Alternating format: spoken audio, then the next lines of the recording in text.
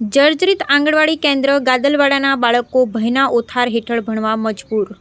વિકાસની વાતો વચ્ચે પાલનપુર તાલુકાના ગાદલવાડા ગામની આંગણવાડી કેન્દ્ર નંબર 1ની જર્જરિત હાલત નાના ભૂલકાઓના અભ્યાસ પર સંકટ તોડી રહી છે। અનેક રજૂઆત છતાં નગરોળ તંત્રની નિષ્ક્રિયતાને કારણે 30થી વધુ બાળકો ભયના ઓથાર હેઠળ અભ્યાસ કરવા મજબૂર બન્યા છે। પ્રાપ્ત માહિતી અનુસાર ગાદલવાડા ગામની આંગણવાડી કેન્દ્ર નંબર 1 એટલી હદે જર્જરિત થઈ ગઈ છે કે ગમે ત્યારે જમીનદોસ્ત થાય તેની ભીતિ સેવાઈ રહી છે। પરિણામે નાના ભૂલકાઓ અન્ય સ્થળે ખસેડી અભ્યાસ કરાવવો પડી રહ્યો છે। ગ્રામજનો અને સરપંચ દ્વારા તાલુકા મથકે અનેકવાર રજૂઆત કરવામાં આવી હોવા છતાં ભ્રષ્ટ અધિકારીઓના પાપે બાળકો શિક્ષણની સુવિધાઓથી વંચિત બન્યા છે। આંગણવાડી કેન્દ્ર નવીન બનાવવા માટે દરખાસ્તો મોકલી આપવામાં આવી હોવા છતાં તંત્ર દ્વારા કોઈ કામગીરી કરવામાં આવી નથી।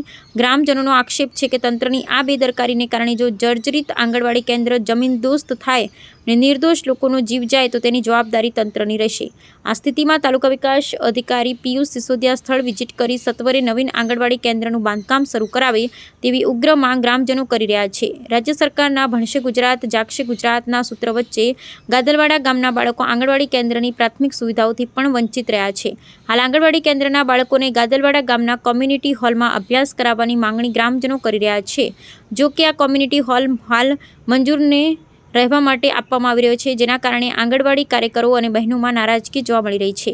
ગાદલવાડા ગ્રામ પંચાયતના સરપંચ અને તલાટીની સરકારની કોમ્યુનિટી હોલ માટે વારંવાર ફરિયાદ કરવા છતાં કોઈ જવાબ મળ્યો નથી। આ સ્થિતિમાં શું સરપંચ અને તલાટી આ કોમ્યુનિટી હોલ ખાલી કરાવી બાળકોને ભણવા માટે આપશે કે પછી ગામમાં જાહેર કામો માટે મજૂરોને જ રહેવા દેશે?